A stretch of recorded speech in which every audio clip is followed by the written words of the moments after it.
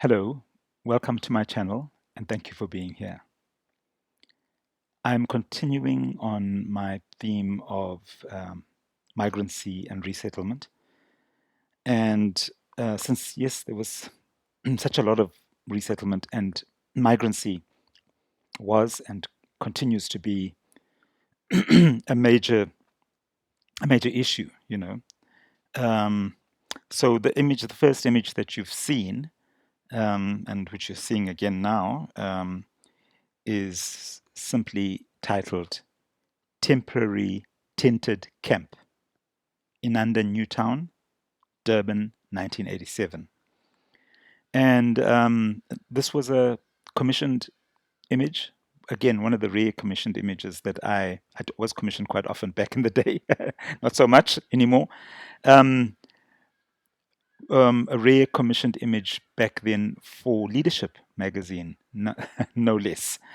And it was looking at the issue of, back then in the 80s, Durban was the fastest growing city in the world, with people moving from the barrenness of the KwaZulu homeland to the periphery of Durban, which was ironically lots of black ink marked uh, um, um, uh, in informal, not informal, rather homeland, KwaZulu homeland territory that surrounded. So Inanda was one such place, right, right up to um, um, the more sort of municipal and part of the Durban colony region. So these places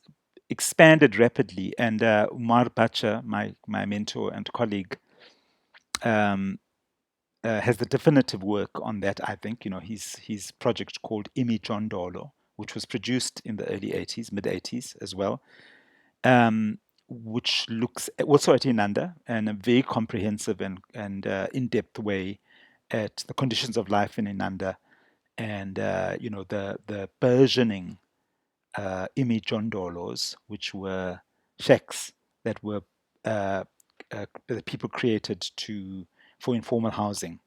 So this woman was probably one of these people who had emerged from one of those shacklands and was happily about to be accommodated in you know in formalized housing, and that formalized housing was few and far between. It was nowhere near enough to meet the demand of the people pre 1994, when there hasn't wasn't really a comprehensive plan of any sort to accommodate people who desired to live in cities or closer to the city, closer to work opportunities.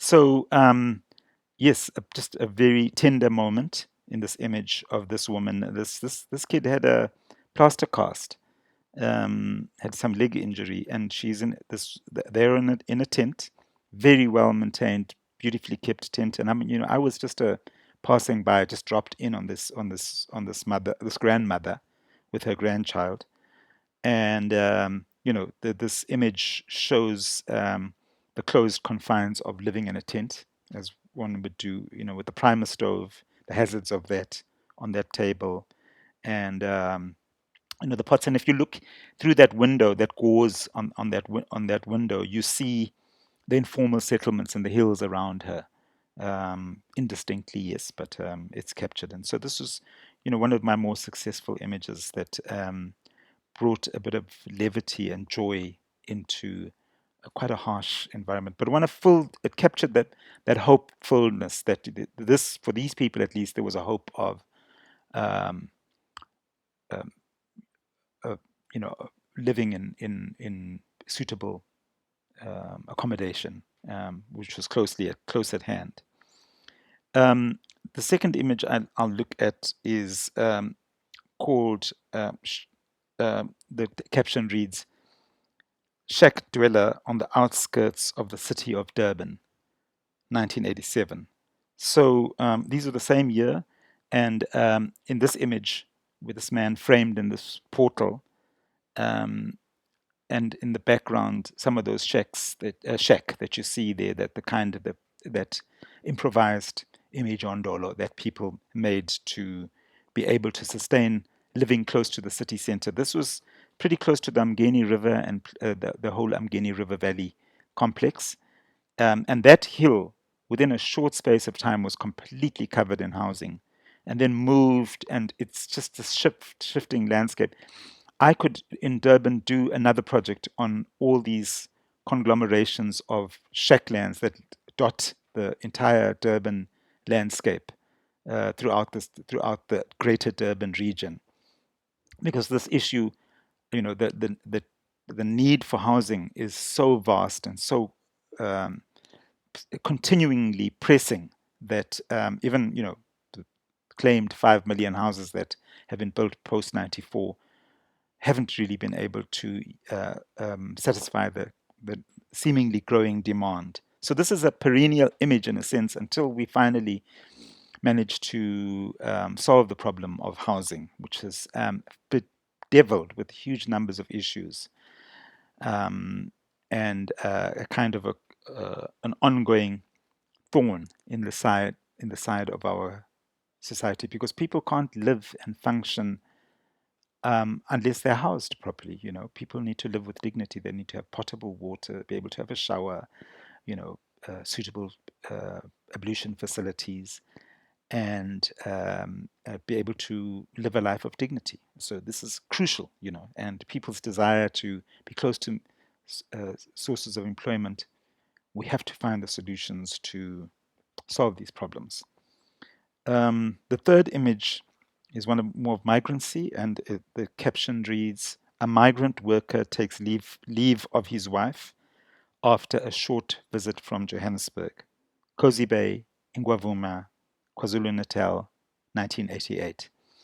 And yeah, I mean, it wasn't easy to capture these kind of images, and this is obviously a very temporary house, not temporary, but incomplete.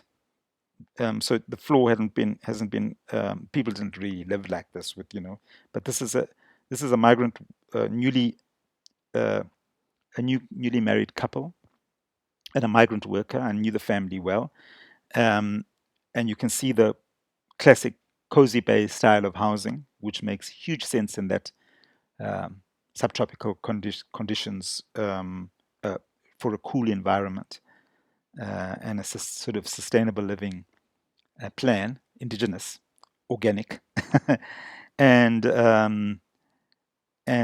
this young man was about to. Quite a lot of that community lived and worked in Johannesburg, 700 kilometers away, and would make the rare trips back every 3 months if they were lucky to visit family and spend a bit of time with the family.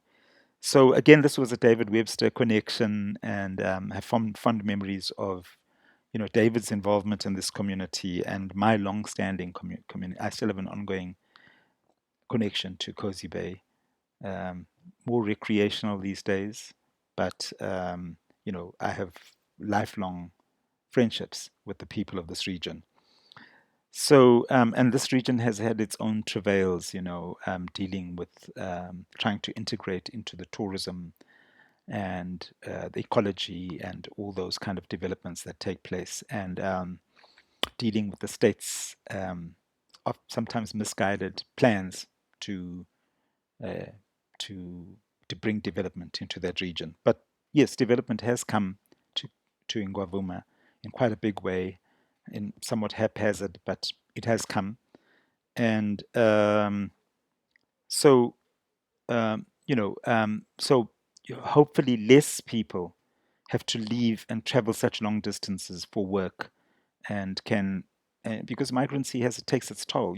If children grow up without a father figure, um, that has grave consequences for society. We live in a society now where there are generations of children who have grown up without a father figure, for instance, or a mother figure, grown up raised by grandparents, and that doesn't make for a sustainable society, a healthy society. So these are issues that we, and I say we, all of us South Africans need to focus on and attend to and bring solve these problems. And we are creative human beings. We have the ability to do these things, and we have to get over vested interests that sometimes are not favorable to to bringing peace and prosperity for people. So I'll say once again, end it here and say thank you for watching. And more information on myself and my website, a link to which, including my blog and email address, can be found in the video description below. If you like this talk, remember to click the like button and press subscribe. It helps the channel grow. Thank you.